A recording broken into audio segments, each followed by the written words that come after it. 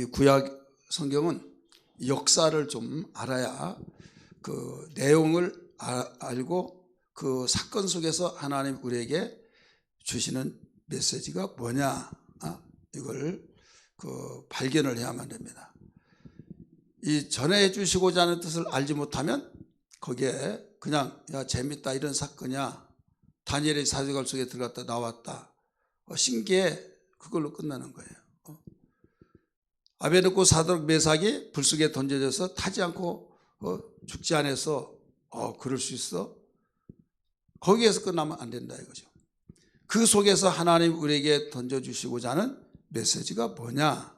마찬가지로 제가 가장 중요시 여긴 것은 성경을 히브리 개념, 히브리 사고로 보라 이거죠. 히브리 사고는 통전적입니다.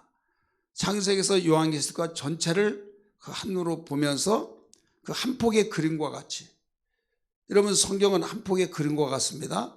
한 폭의 그림에 주인공이 있고 배경이 있고 이 밑에 화판이 있다고 한다면 거기에 그림을 그리잖아요. 거기에 태양도 그리고 나무도 그리고 구름도 그리고 또 집을 그려놓고 정원을 그려놓고 거기서 주인공이 무슨 놀이를 하면서 놀든지 아니면 일을 하든지 있잖아요. 거기 버릴 것이 하나도 없어요. 왜? 이 도화지에 보면은 그림의 내용이 없는데 그 부분도 있어요, 없어요? 있죠. 그러면 거기에 찢어져 나갔다. 그러면 전체에 구색이 맞춰지지 않는 거예요. 여기 이거 없더라도 내용 전달된다. 그거 안 된다 이거죠. 이 한 폭의 그림에다가 이렇게 칸을 쳐서 깍두기처럼 칸을 쳐서 66칸을 만들어 보세요. 그러면 한 가운데 이 핵심적인 부분이 있고, 그 다음에 맨 끝에 부분 같은 데는 좀 한쪽 잘려 나가더라도 뜻을 보는 데는 어려움이 없다 이거죠. 그와 같이 이 예레미야 아가서 같은 경우는 사랑에 대한 말이 많이 나오잖아요. 그래서 사랑에 대한 말이 나오는데 이 형용사적인 측면에서 여호와라는 단어가 한 번 나오지, 엄격하게 여호와의 단어는 한 번 나오지 않아요. 그래서 어떤 분들은 교회론이라 해가지고 영적으로 해석해서 술람미 여인과 솔로몬이 서로 사랑스러운 모든 광경을 보면서 주님은 바로 이 신부된 술람미 여인 솔로몬이 이제 솔로몬을 주님으로 보고 술람미 여인을 신부인 교회로 보고 해가지고 대부분 이제 해석을 그렇게 해서 이제 이끌어 가요. 그리고 그 나름대로 또 은혜스러워요. 근데 거기 핵심은 뭐냐면, 거기에 핵심은 그게 아니라 원뜻은 이 세상의 행복을 가리키고 있는 거예요. 이 세상의 모든 행복이 그렇게 있다 할지라도 여기에서는 하나님 없는 사랑은 허무한 것이다, 이걸 가리키고 있어요. 자, 아가서는 누가 기록했어요? 누가요? 솔로몬이죠. 그러면 거기에서 정말 거기에 인생 회고록에 전도자 솔로몬의 아들 전도자가 전도자의 말이니라, 전도서 1장 1절에 그렇게 나오죠. 2절에서 뭐가 나옵니까? 전도자가 가로되 헛되고 모든 것이 헛되도다. 한 구절에 5번이 나온다 이거죠. 이미 결론을 내기를, 이 세상의 모든 것은 아무리 부와 영화를 가졌다 할지라도, 아무리 자기가 세상의 부러움의 대상이 되고 모든 걸 다 가져보고 모든 것을 다 내가 그런 경험을, 부러워하는 그 경험을 다 맛봤다 할지라도 세상의 것은 헛것이더라. 그때는 좋았는데 바람을 잡는 것 같다. 그러면서 허무한 것을 가리키고 있는 거예요. 그러면서 전도서 맨 끝에 이끌어 가면서 12장 13절에서 가르쳐주고 있잖아요. 일의 결국을 다 들었으니 하나님을 경외하고 그의 명령을 들여 지킬지어다. 이것이 모든 사람의 본분이니라. 여기서 모든 사람은 과거의 사람, 지금의 사람, 앞으로 태어날 사람들의 이르기까지 모든 사람들의 본분이다. 그러니까 하나님의 사랑을 통하지 않고는 세상의 사랑을 가지고서는 만족이 없다 이거예요. 아가서에서 가장 핵심적인 부분은 그거예요. 그런데 여기에서 다른 각도에서 그냥 술람미 여인을 교회 신부로 보고 솔로몬을 교회 주님으로 보고 그렇게 해석할 때 그런 부분에서도 그 은혜스럽지만은 성경에 하나님이 전해주는 메시지는 하나님의 의도이기 때문에 그게 아니더라 이거죠. 여러분, 우리는 이 세상을 살면서 세상에 살기 때문에 세상의 것이 필요하고 세상의 것을 우리가 정말 얻기 위해서 채우기 위해서 열심히 일하고 그러지만은 똑같이 채운 것 같지만은 우리는 목적이 달라요. 세상의 사람들은 배를 위해서 자기의 어떤 이 속에서 없고 내가 채우지 못했을 때 존심 상하고 만시창이 되고 짓밟혀지고 그러니까 내가 반드시 돈을 벌고 내가 권세도 얻고 내가 정말 얻고자 하는 것을 다 얻어서 한번 어깨 피고 내가 정말 굴림을 좀 하겠다. 그러니까 어떤 한스러워서 한 맺힌 가운데서 이렇게 하겠다고 하는 것이 있다고 한다면 우리는 오직 주를 위한 겁니다. 따라서 합시다. 주를 위하여. 바울이 그래서 가르쳐 줬잖아요. 고린도전서 10장 31절에 무엇을 먹든지 무엇을 입든지 뭐라고 그랬어요? 주의 영광을 위해서 하라 말씀하셨듯이. 그래, 똑같이 밥을 먹어요. 똑같이 옷을 입어요. 똑같이 일을 해요. 우리는 세상 사람과 섞여서 같이 하잖아요. 그러지만은 내적인 그 분명한 목적 의식은 다르다 이거죠. 그들은 배만을 위해서 그렇다면 우리는 그게 아니라 주님을 위하여 믿으시기 바랍니다.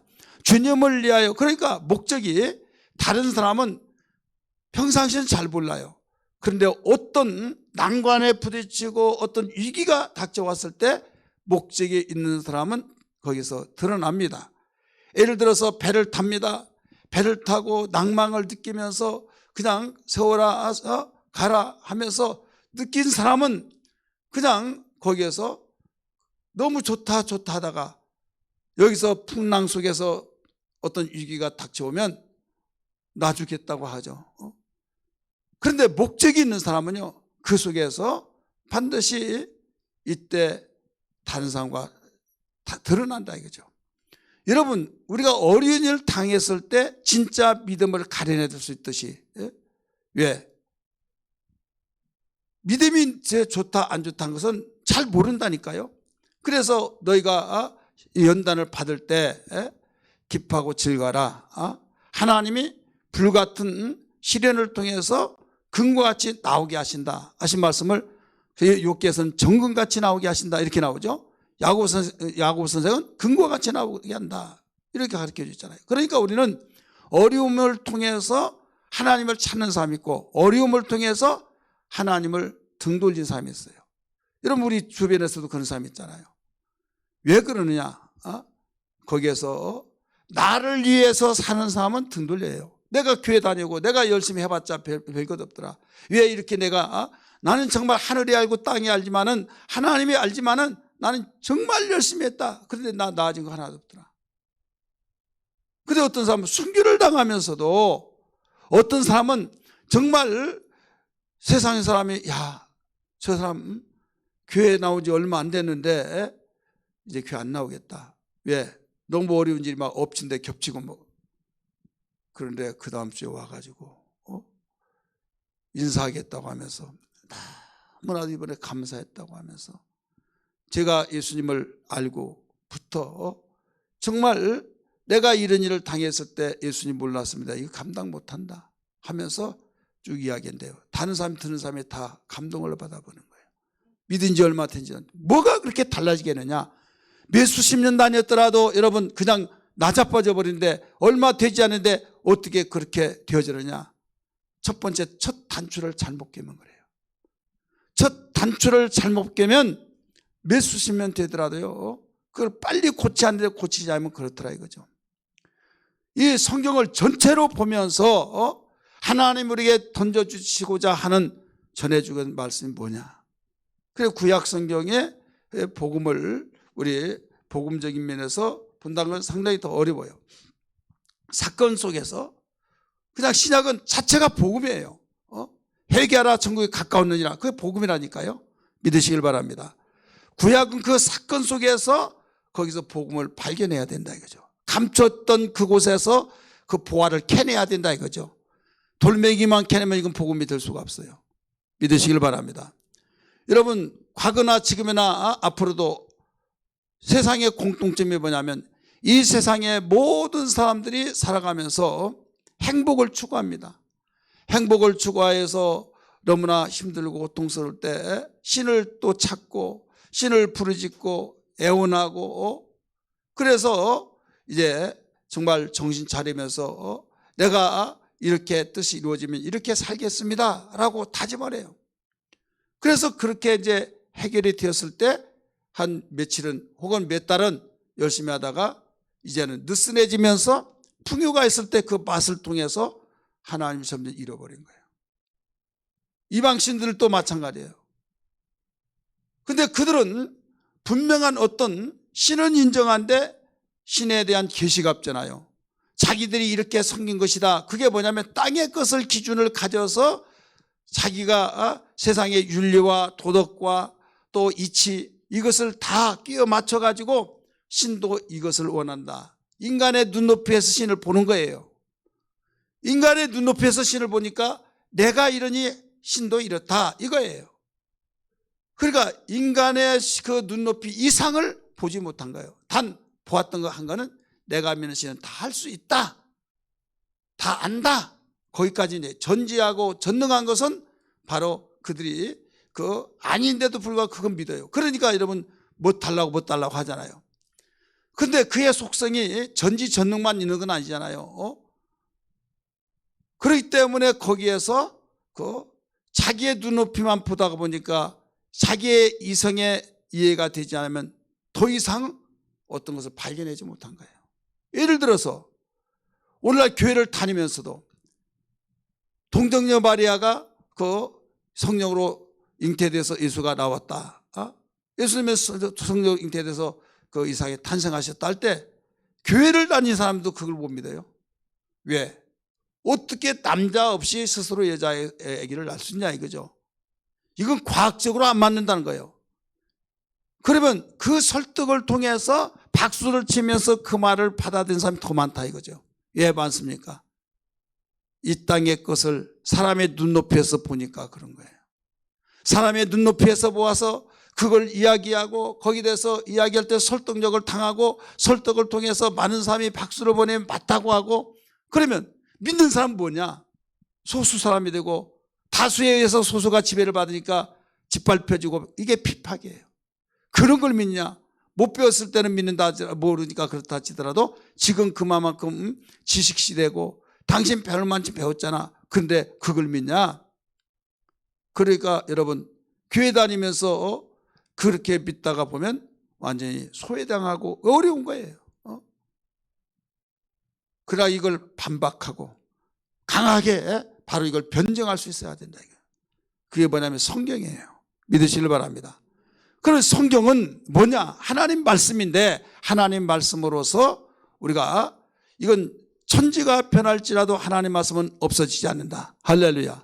그래서 그 말씀을 믿고 성경이 이렇게 가르쳐주고 있지 않느냐 이걸 믿고 우리는 그 말씀대로 순종하고 나갈 때 여기에 따라온 것이 있어요. 여러분 그림자가 먼저 가요? 사람이 먼저 가요? 물체가 먼저 가요? 그림자가 먼저 가요? 물체가 먼저 가죠. 세상의 사람들은 물체를 이해하지도 않고 그림자만 따라다니는 거예요. 우리는요 하나님이 우리의 모든 삶 속에 실체인 것을 믿기 바랍니다. 할렐루야. 내가 움직이면 그림자가 따라다니지 내가 멈춘데 그림자가 지 마음대로 혼자 다니는 거 없다 이거죠.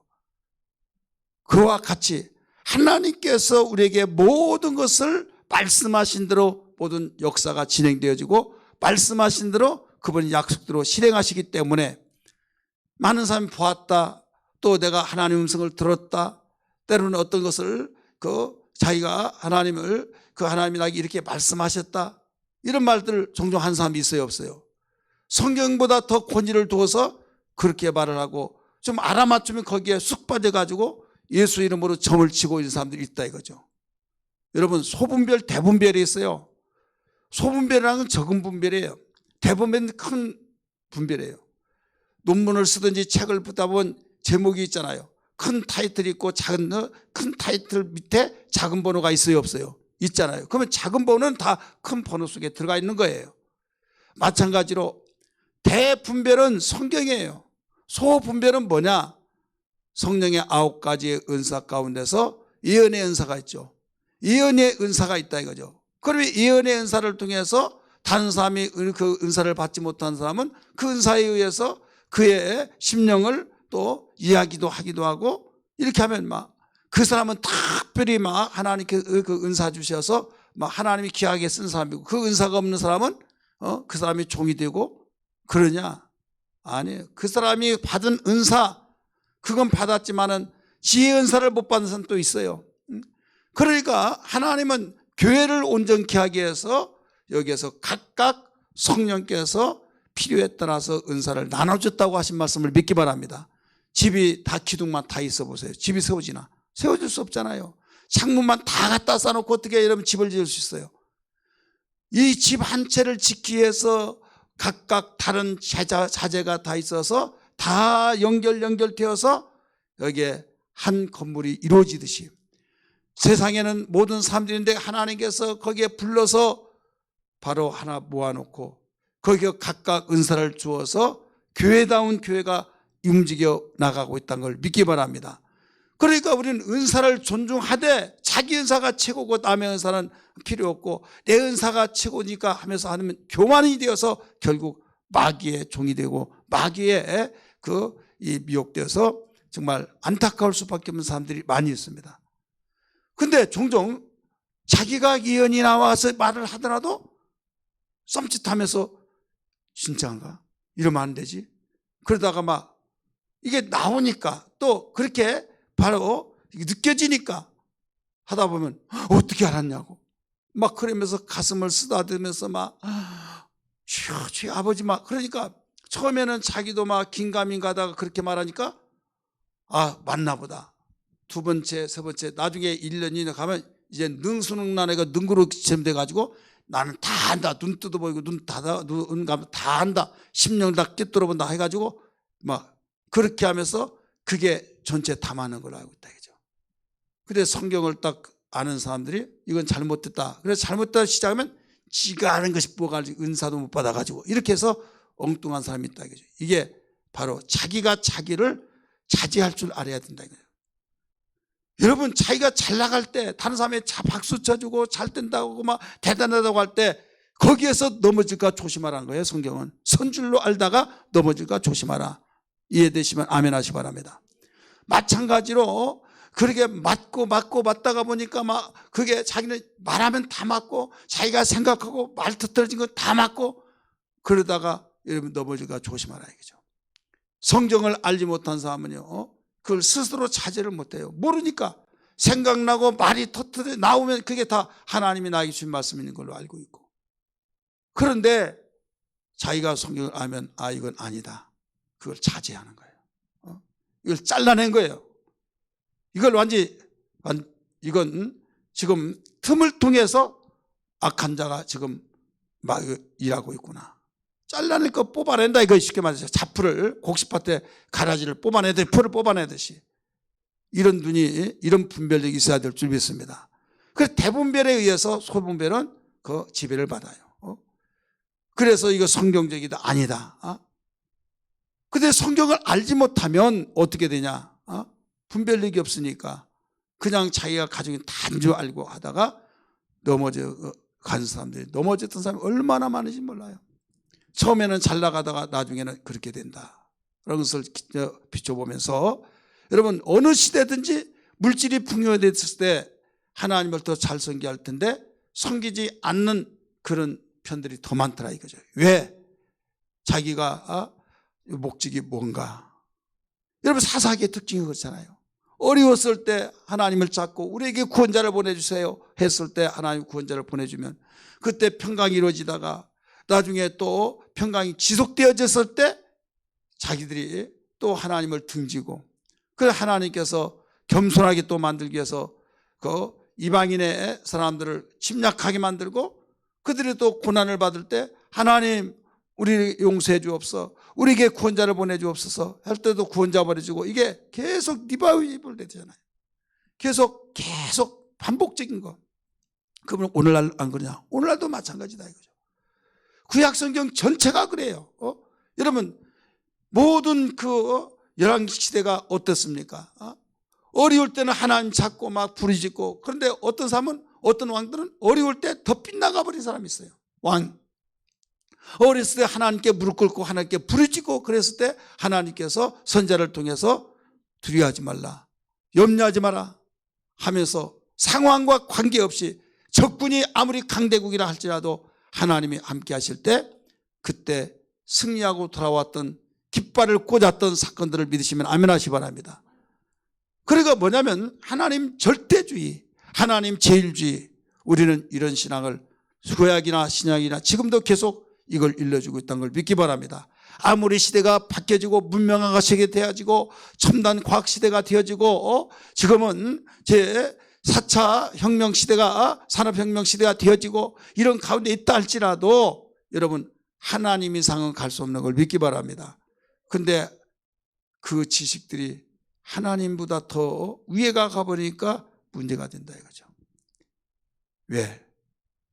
하나님은 말씀 한마디로 천지를 지으신 분인데, 그분은 완전하신 분인데, 그는 창조주인데 어떻게 피조물이 하나님을 진두지휘합니까? 이 자체가 잘못된 것이다 이거죠.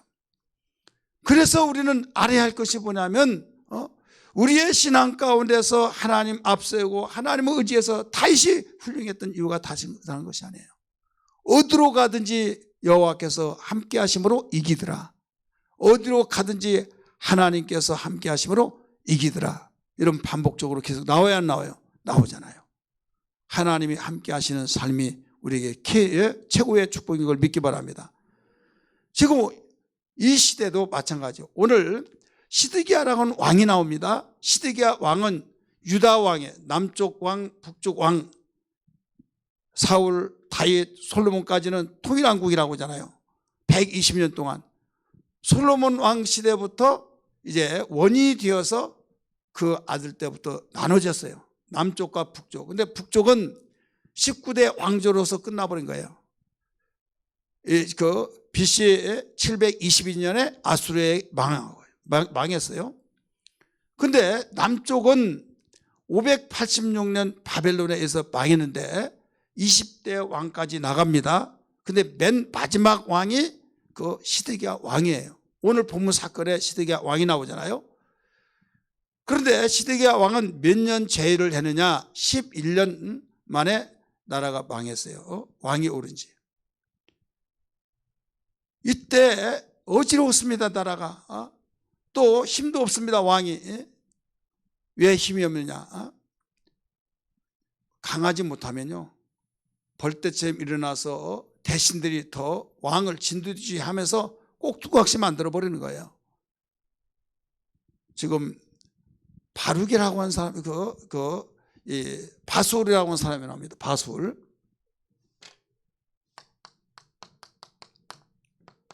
이 바술은 제사장이기도 하고 성전 총감독이에요. 이 성전의 총감독 제사장. 근데 오늘 읽었던 38장 1절의 말씀 보면 고관 4명이 나옵니다. 그 중에 그 진두지휘한 사람이 누구냐면 바술이에요. 바술이 왕에게 이야기합니다. 왕이요, 시드기야 왕에게 예레미야를 잡아 죽이소서. 나라가 지금 어지러울 때 평안이 있고 정말 뚫뚫 뭉쳐서 단결을 할 텐데 지금 완전히 복잡하게 만들고 있습니다. 나라가 망한다. 나라가 망한다. 나라가 바벨론이 침략해 올 때 손들고 항복한 사람은 다 살지만은 투항한 자는 다 망한다. 그렇게 말하고 그렇게 구하고 있습니다. 여러분 그 성경을 잘 봐야 합니다. 구하고 있습니다. 여러분 선자는 구하고 있는 것이 아니에요. 선포예요. 지금 선포를 구하고 있다는 거예요. 미우니까 그렇게 보여지고 그렇게 들려진 겁니다. 따라서 선포한 것이 아니라, 구한 것이 아니라 선포했다. 지금 왕이든 지금 백성이든 하나님께서 나에게 말씀하셨다. 너희들이 하나님께 범죄함으로써 하나님께서 돌아오라고 수없이 말했지만은 돌아오지 않고 너희들이 고집스럽게 계속 빗나가고 곁길로 나갈 때 하나님은 더 이상 너희들에게 이제는 참지 못하신다. 그래서 하나님이 이방 나라 바벨론을 보내어서 너희들 침략할 때 항복하고 손을 드는 사람은 다 살고, 그리고 왕도 손들고 항복하면 이 성이 불타지 않냐고 그대로 끌려가서 거기에서 신이 살게 되다가 나중에 돌아옵니다. 이거예요. 근데 바솔이라고 한 사람은 사람들을 선동해가지고 지금 다 분열을 시켜놓고 있다고 생각하면서 여기에서 지금 이 기도를 하고 있다는 거죠. 그러니까 죽여야만 됩니다. 그래 5절 6절에 뭐라고 하는지 아십니까? 너희들 마음대로 나는 너희들에게 힘이 없다. 이렇게 가르쳐주고 있잖아요. 한번 5절 한번 읽어보세요. 5절 시작. 시드기야 왕이 이르되 보라 그가 너희 손안에 있느니라. 왕은 조금도 너희를 거스를 수 없느니라 하는지라. 지금 바솔과 그 세 명이 여기에서 예레미야를 죽이라는 거죠. 그러니까 너희들 마음대로 하라. 나는 너희들에게 힘이 없다. 너희 손안에 있지 않느냐 이거예요. 그만큼 왕이 무능하고 힘이 없었다 이거죠. 그래서 왕이 이제 제갈을 했잖아요. 그들이 왕만 보자만 앉았지 왕은 힘이 없으니까 바솔이 성전 총감독으로서 고관이니까 왕께 제갈을 받으니까 그래 너희들 마음대로 해. 너희 손안에 있지 않느냐. 나는 너에게 힘이 없다. 그리고 결국 그 왕궁에 있는 그 감옥이기도 하고 거기에 물 없는 웅덩이인데 뻘 있잖아요. 거기다가 집어 넣었어요. 노끈으로 해가지고 거기에 잡으라고 두루룩 두레박 내리듯이 거기다 딱 놓고 와라 하고 그냥 빼버린 거죠. 그걸 누가 봤느냐? 누가 소식을 들었냐? 에벤멜렉이라는 사람이 들었어요. 근데 그 사람 누구냐면 왕의 내시였어요. 왕의 내시가 그 소식을 듣고 왕에게 가서 왕이요. 지금 예레미야를 그 감옥에 그 진흙덩이 그 짐벌 있는데 거기에 갯벌 같은 그 뻘에 거기에 들어가서 먹을 것도 없고 양식도 다 없는데 결국 거기대로 있으면 죽습니다. 하나님의 종입니다. 선지자입니다. 그들이 한 것이 악한 것입니다. 그러니 이거 살려내야만 됩니다. 그랬더니 시드기야가 뭐라고 하면 야 그러면 내가 말했다고 하지 말고 30명을 들고 가서 그러면 구해내라 이랬어요. 그래서 30명을 왕이 붙여줍니다. 그래서 30명이 그 방에 가서 막 그 옷 같은 거 있잖아요. 옷 찢고 막 다른 그 배가 같은 찢어서 이어가지고 거기에 가서 끈을 만들어가지고 예레미야에게 이 끈을 잡으시오. 여기에 겨드랑이에 대시오 하고 그 끌어올려가지고 그 살려냈다 하는 내용이 오늘 본문의 말씀이에요. 자, 한쪽에는 죽이려고 했고 한쪽에는 살리려고 그랬어요. 따라서 보다 죽이는 자, 죽이려고 하는 자, 살리려고 하는 자. 제목이 뭐예요 오늘? 잘하시네요. 죽이려고 하는 자, 살리려고 하는 자. 이게 제목이에요. 자, 여기서 하나님께서 우리에게 일러주신 것은 뭐냐면 이 땅에는 바로 아무리 어떤 공동체라도 반드시 두 공동체의 흐름이 있다 이거죠. 한쪽에서는 죽이려고 하는 자가 있고 한쪽에는 살리려고 하는 자가 있다 이거죠. 어느 쪽에 너희가 길을 기르고 있어야겠느냐, 어느 쪽에 참가를 해야겠느냐, 어느 쪽에 너희 줄을 서야 하느냐 이거예요. 자, 여기에서 바솔이라는 한 사람은 그 시대에 대단한 권력을 가진 사람이에요. 제사장에다가 성전 총감독이라고 나오잖아요. 예레미야 20장 1절에 나옵니다. 제사장이요, 그 다음에 총감독이라. 그래서 4명의 고관이 똘똘 뭉쳐서 왕에 가서 제가 받아가지고 그 속에 집어넣어버렸잖아요.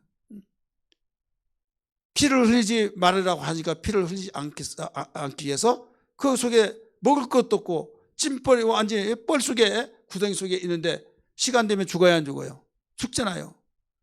그래서 피해 나간 것이 뭐예요? 피 흘리지 말아라. 선지자에게. 그래 피 흘리지 않았습니다. 그 속에 가둬놨습니다.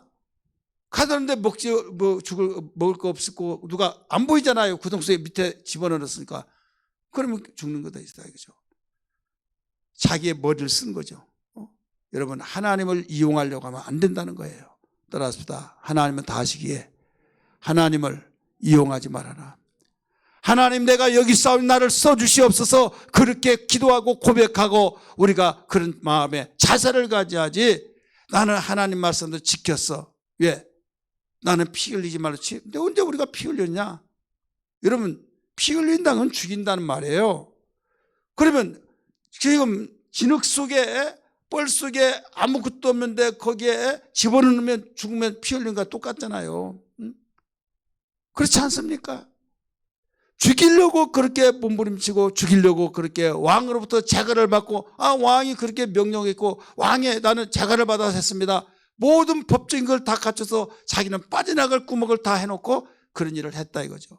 여러분 죽이려고 하는 사람이요 어떻게 해서라도 나중에 무슨 문제가 있으면 자기는 아무 죄 없다 이렇게 모두 대책을 다 세워놓고 일한다는 걸 알아야 할 줄 믿으시기 바랍니다.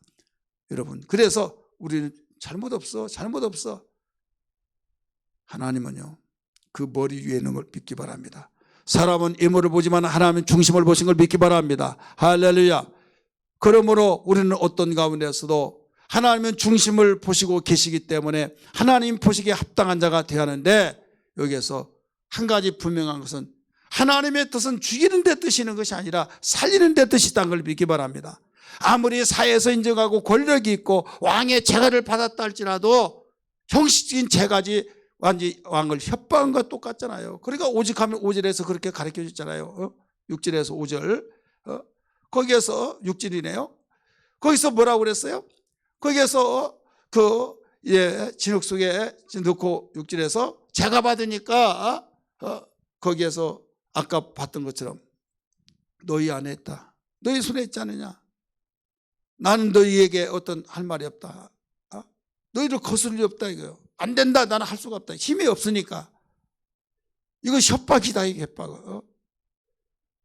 정말 자기가 원했다고 한다면 살리려고 하는 자가 에레멜렉이라는 사람이 말했을 때 야 내가 명령했다 했을 거 아니에요. 근데 내가 말했다고 하지 말고 30명을 주면서 살려내기 위해서 협력했어야 안 했어요? 협력했잖아요. 이게 7절에서 12절까지예요. 이때 에베멜렉은 혼자입니다. 그럼에도 불구하고 살리려고 했던 거. 이건 하나님이 원하신 일이라는 걸 믿기 바랍니다. 따라서 합시다. 하나님의 일은 승부가 숫자에 있는 것이 아니다.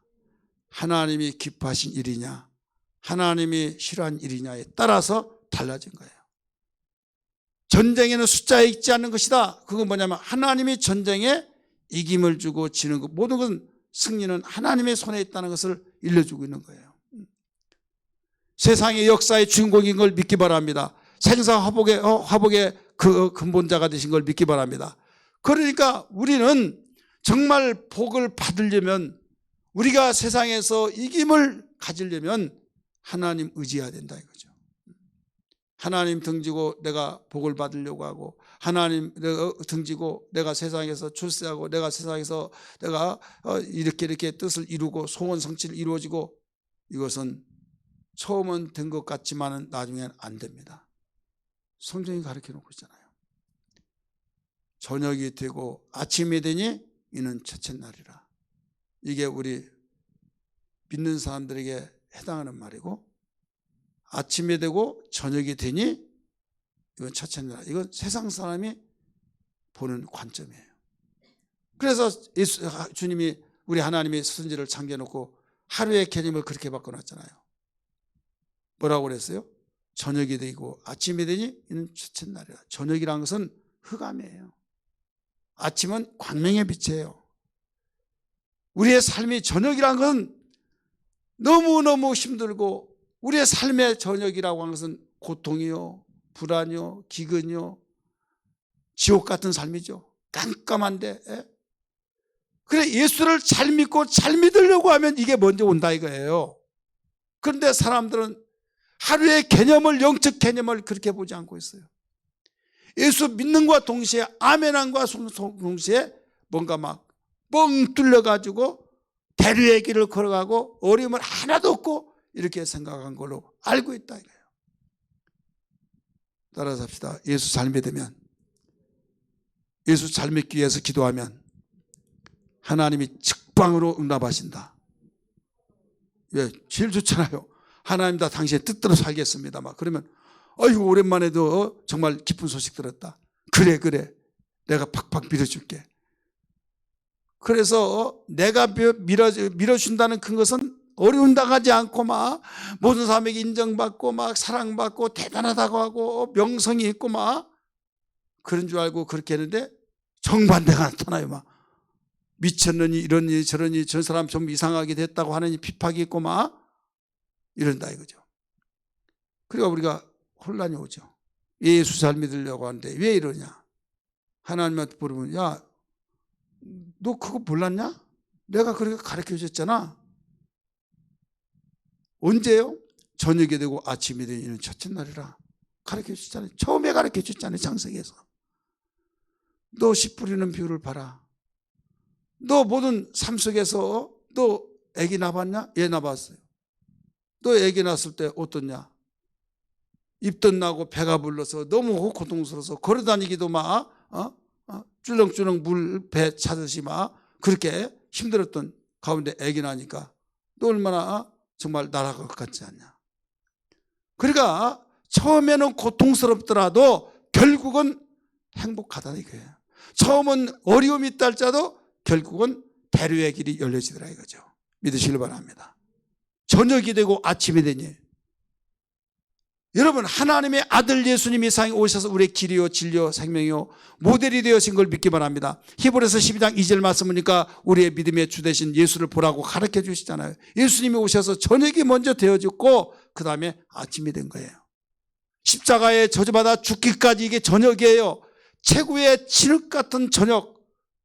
그 다음에 부활이라고 하는 광명, 아침이 됐다 이거죠. 그리고 어떤 사람은 다시 저녁 되지 않은 거 아니에요? 거기서 끝나는 거예요. 따라서 합시다. 저녁이 되고 아침이 되니 이게서 의로운 해가 떠올라서 그걸로 끝. 영원하다 이거죠. 다니엘을 보여주셨잖아요. 요셉도 보여줬잖아요. 새 친구도 보여줬잖아요. 다니엘 새 친구. 바울도 보여줬잖아요. 모든 성경의 믿음의 사람 다 보여줬어요. 그러니까 죄를 짓고 내가 어려운 고통을 당하면 여러분 회개할 문제지만은 하나님의 뜻대로 살려고 하다가 어려웠고 힘든다고 한다면 나는 정도의 길을 걸어가고 있다. 여러분 확신을 갖고 하나님이 나를 신원하고 계시다. 나는 지금 하나님이 나에게 모든 검증할 때 알고기다. 이걸 보여주고 있다는 걸 기뻐해야 될 줄 믿습니다. 그래서 주님이 팔복 가운데서 나를 인하여 비박을 받고 욕을 얻어먹는 자는 기뻐하고 즐거라. 그러면서 복이 있다고 했잖아요. 하늘에서 상급이 큽니다. 앞에 갔던 모든 선자들이 다 이와 같으느니라. 믿으시면 아멘 하시길 바랍니다. 성경을 모르다가 보니까 왜 예수님이 열심히 믿는다 보니 이러냐 저러냐. 저는 이런 소식이요. 온 우리 한국교회 성도들에게 모두 다 목사님들 이런 설교를 좀 했으면 좋아요. 그런데 여러분 예수를 잘 믿어야지. 잘못 믿으니까 찌들게 못 살고 병들고 막 그렇지. 잘만 믿으면 왜 그러냐. 그건 맞아요. 맞지만은 이게 결론같이 생각하니까 여러분 그것은 씨를 뿌리는 고통이 없이 어떻게 거둡니까? 약을 치고 풀을 메고 정말 여러 가지 간담이 싸늘하게 내려가고 막 자식을 줄 때도 마찬가지잖아요. 그런 과정이 다 있을 때 결과가 있지 과정이 없이 어떻게 결과가 나타나냐 이거죠. 악한 자라고 그랬어요. 악하고 게으른 자야 네가 심지 않고 나를 거둔 줄 알았고 모지에서 해치지 않은 걸 모은 줄 알았더냐. 네가 심는지 않고 내가 거둔 것이 아니라 나는 심는 자를 거두게 하신다 이거예요. 할렐루야. 여러분 그래서 어떤 가운데서도 우리가 믿음으로 살라는 거죠. 오직 의인은 믿음으로 말미암아 살리라. 그래서 살리는 자는 하나님이 원하신 뜻인지라 여기에서 비록 혼자지만은 왕의 내시로서 왕께 말했을 때 하나님께서는 왕을 감동시켜 주셔서 30명을 보내줘서 살려냈다 이거죠. 우리는 어떤 사람이 되어야겠습니까? 바로 살리려고 하는 사람이 되어야 될 줄 믿기 바랍니다.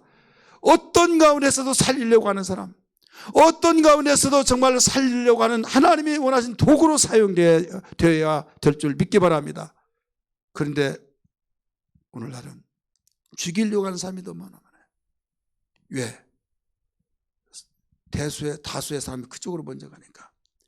예수님은 서두에서 공생의 처음부터 그걸 가르쳐 줬잖아요. 좁은 길로 가라. 너무 넓은 길로 가려고 하지 마라. 넓은 길로 가는 사람이 많은 사람이 그리로 가서 옳은 길로 가는 길이지만은 사망의 길이다. 좁은 길로 가는 것은 사람이 너무 적어서 이건 잘못된 길인가 보다 하지만은 이게 생명의 길이다. 기억하시면 아멘 하시 바랍니다. 사람이 많고 적고 많은 사람이 몰려가고 적게 가고 거기에서 좌우하지 말고 내가 가르쳐준 그 길이 옳은 것이다. 무화과나무 피는 것을 보면 여름이 가까운 줄 알듯이 많은 사람이 몰리면 한번 점검해 보아야 할 필요가 있다 이거죠. 하나님의 뜻대로 살려고 하고 복음화가 되어서 영적인 사람이 많이 있고 그렇다고 나면 이건 영광이죠. 그런데 세상은 이미 마귀의 손에 넘어가서 마귀가 세상 임금이 되어서 모든 각 분야별로 모든 걸 통로를 통해서 모든 것을 조직 속에서 문화에, 정치에, 경제에, 군사에, 예술에 모든 옷을 입혀놓고 지금 유혹하고 끌고 갔다 이거죠. 그래서 그 모든 것들이 하나님의 말씀이 아닌 문화, 하나님의 말씀이 아닌 정치, 하나님의 말씀이 아닌 어떤 경제적인 거, 하나님의 말씀이 아닌 군사적인 거, 말씀에 아닌 이 위배가 된 것들은 여기는 다 마귀의 역사 속에 있다는 것을 알아야 될 줄 믿기 바랍니다. 이걸 분별하자 이거죠. 그래 죽이려고 하는 자 누구였어요? 제사장이었다니까요. 성전총 감독이었다니까요. 바솔이라고 하는 사람이. 그러니까 그 사람이 그렇게 죽이려고 하니까 일리가 있다. 얼마나 말을 잘합니까? 지금 우리가 단계라도 모자란데 모든 나라를 분열시켜 놓고 막 나라가 망하기를 위해서 기도하고 있습니다. 이런 사람을 죽여야만 됩니다. 옳소 박수 치고 있잖아요. 그러니까 거기에 넘어가는 거예요.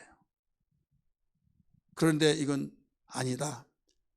하나님의 선지자를 저렇게 죽이려고 집어넣었다는 것은 이건 악한 일입니다.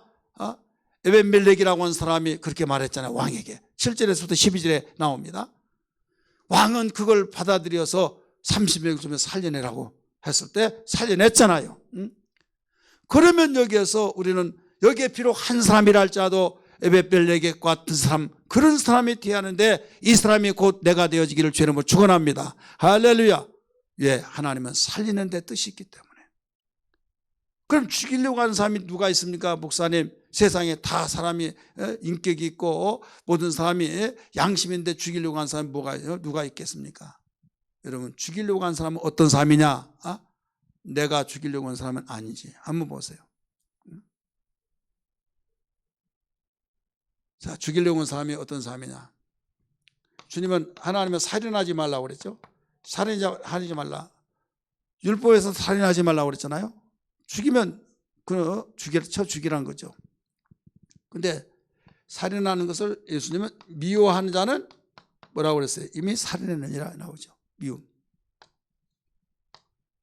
이건 예수님이 여기서 살인에 대해서 강조를 더한 거예요. 따라서 합시다. 미움은 살인이다. 여기는 율법이라고 한다면 율법. 그냥 피 흘려서 그냥 찍하고 죽는 것은 살인이잖아요. 예수님이 가르친 것 보니까 모든 서기관 바리새인들이 율법을 다 파괴시킨 자로 여기니까 내가 율법을 폐하러 온 줄로 생각하느냐? 아니다. 나는 율법을 완전히 하러 왔다. 그러면서 무엇을 가르쳐주냐면 너희가 미워한 자는 이미 살인했느니라. 자, 율법보다 더 강화시켜서 안 시켰어요? 강화시켰죠. 미움이에요. 예, 미워하니까 결국은 거기에서 계속 발전돼서 결국은 죽이더라. 사랑하는데 죽인 사람 없잖아요. 사랑한다고 하면서 미움이 바뀌어지니까 결국은 시간의 흐름에 따라서 솥단지에 불을 뗄 때 여러분 거기에서 그냥 불 뗀다고 해서 팍 이렇게 끌어서 수증기가 나온 거 아니잖아요. 계속 떼고 떼면 찬물이 뽀글뽀글 하다가 더 계속 떼면 더 이제는 모락모락 힘이 나다가 더 계속 불을 더 계속 끄지 않고 떼면은 여기에서 이제는 수증기가 생겨서 소두방 뚜껑을 막 들썩들썩 하듯이 미움이라고는 그냥 조금 미워했다고 그냥 죽인 거 아니에요. 미움이 증폭되고 막 나중에는 막 열이 나고 막 눈을 감도 눈을 뜨더라도 꿈속에서도 막 그래서 저 죽고 나 죽고 그러다가 결국 죽이는 거예요. 그래서 안 죽이려면 미움을 없애란 거예요. 여러분 가정에 살면서 내가 같은 한 이불 속에서도 한 지붕 안에서도 한 여러분 공동체 안에서도 미워하지 않느냐 이거죠. 만약에 미워한다고 하면 이걸 발전시키지 말고 이걸 유산시켜야 될 줄 믿습니다. 유산시키지 않으면 여러분 언젠가는 어떻게 여기 율법적으로는 내가 죽이지는 않았지만은 살인죄 적용이 안 됐지만은 주님이 말씀하신 바에서는 이미 살인했느니라. 여기서 여러분 해결돼야만 됩니다.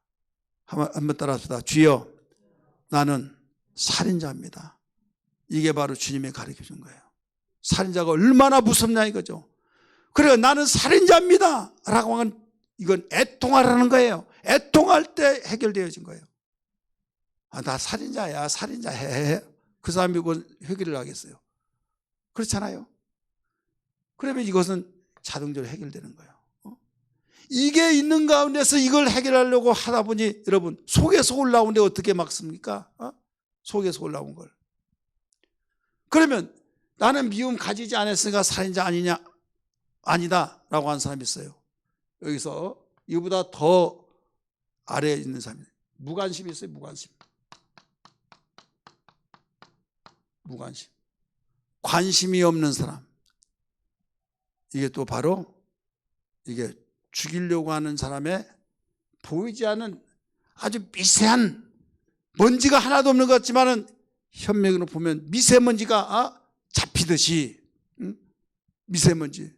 과학이 발달되다가 보니까 여러분 미세먼지 다 나오잖아요. 옛날에는 하늘이 뿌하면 야 오늘 이렇게 공기가 안 좋냐? 그렇게 말하잖아요.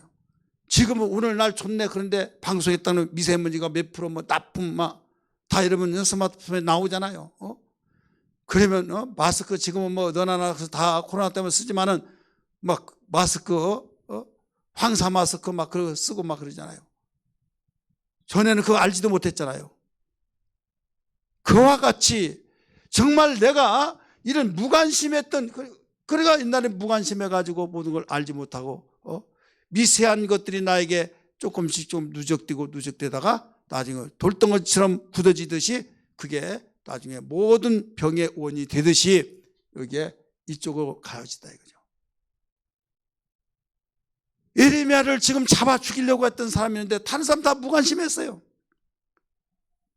무관심했다니까요.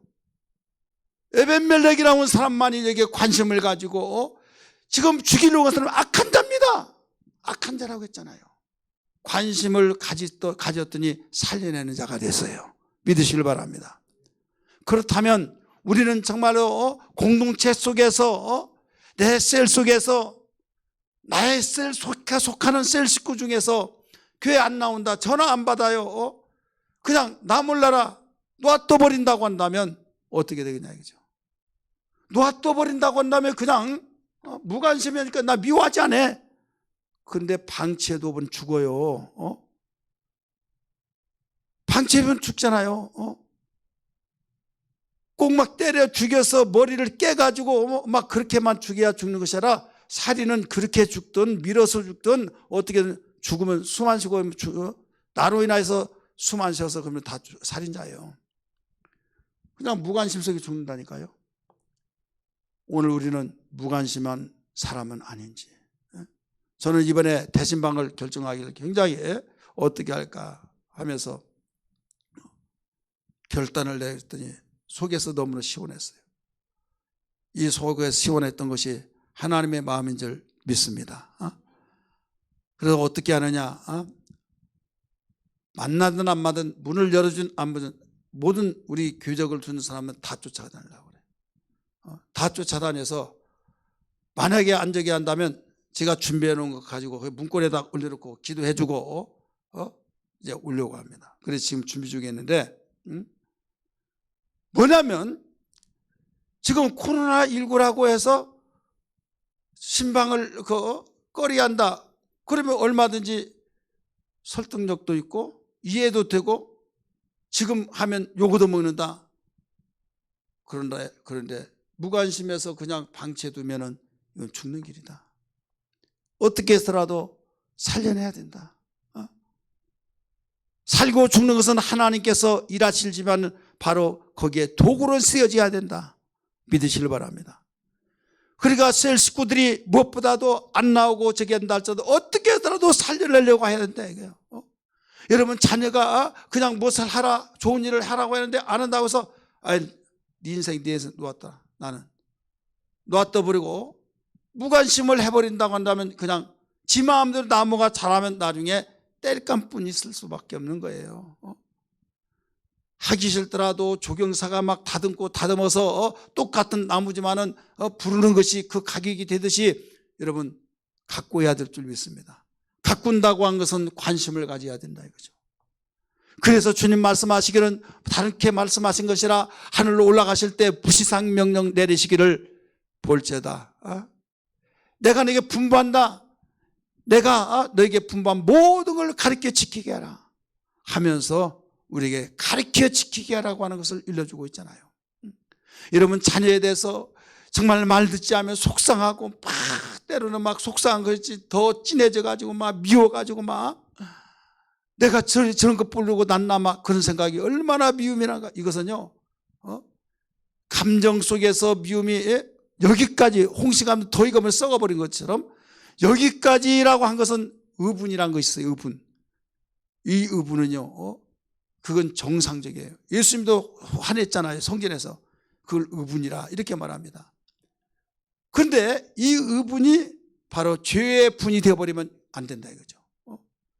마찬가지로 내 자식이 잘못되었을 때 거기에서 그냥 무관심해버린다고 한다면 방치해둬서 결국 죽는 거예요.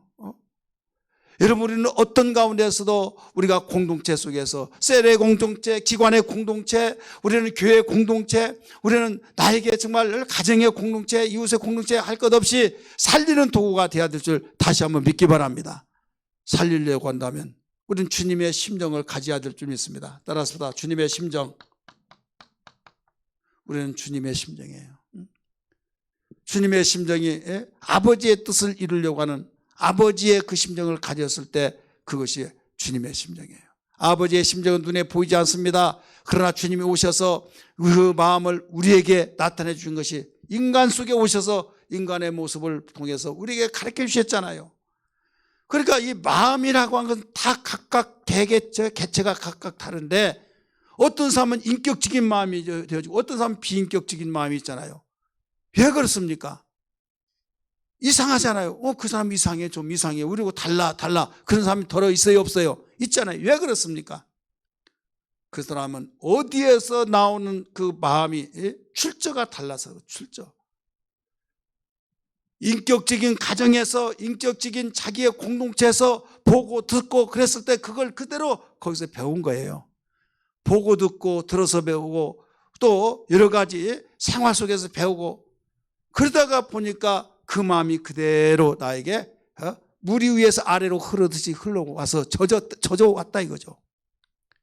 근데 그걸 모르고 그냥 막대기에 살면 보는 것이 그거고 듣는 것이 그거니까 그렇게 하다 보니까 그게 바로 자기 마음인 줄 알고 있어요. 다 그런 걸 알고 있다 이거죠. 홍보라 전사가 중국에 가서 기숙사 생활하는데 자기 물건을 관물대도 다 올려놨는데 아니 산푸도 없어지고 다 없어져서 왜 그런가 했더니 그 옆에 애들이 쓰고 있더라 이거죠. 그 안 갖다는 얘 너 내 거 쓰냐 그랬더니 야 네 것이 내 것이고 내 것이 네 것이고 다 똑같은 건데 뭐 왜 그러냐 그러더란 거예요. 야 이거 내 거야 이게 내 그러니까 벌떼처럼 일어나가지고 어떻게 해서 네 거야 하면서 막 벌떼처럼 그렇게 말하더란 거죠. 그것 때문에 너무나 힘들었는데 나중에 알고 봤더니 그들은 바로 사회주의 속에서 공동체라는 거 있잖아요. 그걸 보고 그대로 그렇게 여기에서 심어져 버린 거예요. 남의 것이 필요 없어요. 다 내 거야, 내 거. 네 것이 내 것이 내 것, 네 것이 같이 쓰니까. 그걸 어디서 배웠냐? 사회주의 속에서, 공산주의 속에서 그렇게 배우다가 보니까 그렇더라 이거죠. 마찬가지로 어느 가정에서 어떤 사람의 그 부모의 마음을 받았느냐에 따라 달라진다 이거죠. 그러면 이 세상의 사람들의 마음은 다 각각 달라서 좋은 부모 밑에서면 정상적이고 나쁜 부모 밑에서면 나쁜 영향은 받겠지만은, 그러면 이런 부모에 대해서 또 원망이 나오시잖아요. 그러면 나는 그런 부모 밑에서 못 배우고 못 들었으니까 나는 정말로 불행하다. 우리에게 소망이 있는 걸 믿기 바랍니다.